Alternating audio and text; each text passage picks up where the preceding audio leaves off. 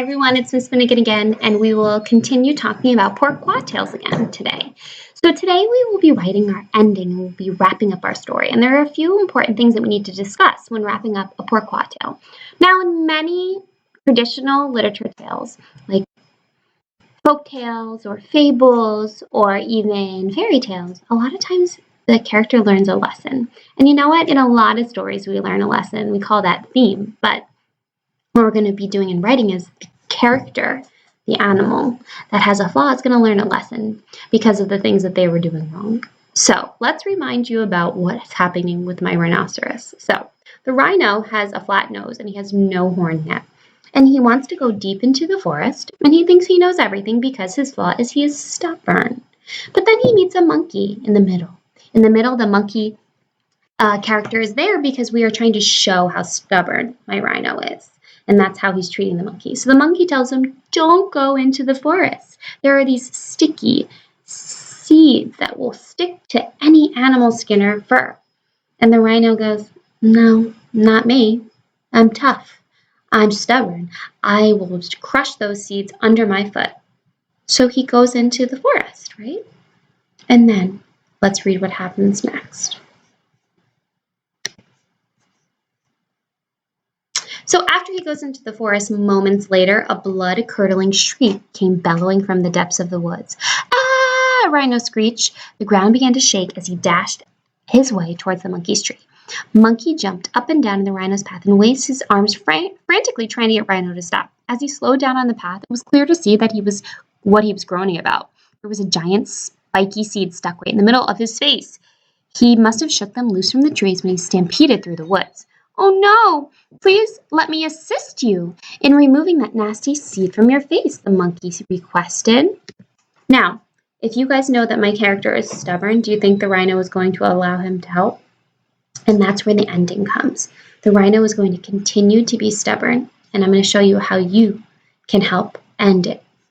Here we go. So, in the end, the characters are fed up with the flaw. So, for example, the secondary character, which is my monkey, he is over this guy because he is not letting him help. So the rhino took matters into his own hands. He knew what to do. He went back to the desert and found a large boulder. I will get the sticky seed off myself with help from no one, Rhino thought to himself. He attempted to knock it off by ramming his head into the rock. Ouch, he grunted. And then the seed remained on his face, but a small bump grew in its spot as well. So the character is trying to solve the problem by doing it himself. But what's going to happen when he solves it? As he keeps going and ramming his head into the ground, to a boulder, to the tree, it's going to form that horn because he didn't accept any help. He was being too stubborn. So the next day he woke up and the bump and the seed were still resting on his face. He thought today was the day he would get rid of the seed. He peered down at the hard, rocky ground and an idea went off in his mind. He rammed his face into the ground, hoping the seed would wiggle free. He was disappointed when he felt the seed still on his face, and the bump had grown longer than it was yesterday. Rhino was furious.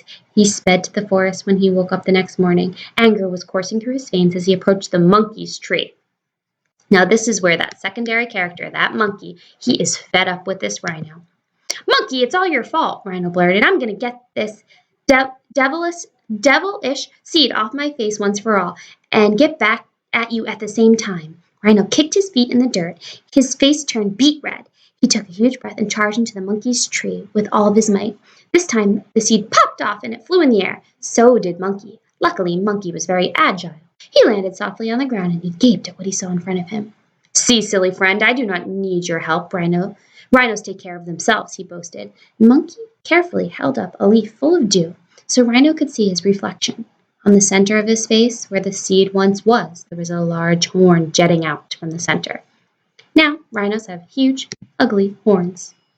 So the monkey didn't end up helping him. He just showed him with the leaf that had a little bit of dew and water with his reflection and said, see what you get? You got a big old horn on your face now. And that is how monkeys have their horns. So what I want you to think of today is, what does the animal that you have in your story, maybe it's a rude zebra, maybe it's a grouchy giraffe, what are they doing to solve their problem but makes it kind of worse? Okay? Try to wrap it up. I will be in the comments to help you out. and I'm excited to see how you end your story. Bye, everyone.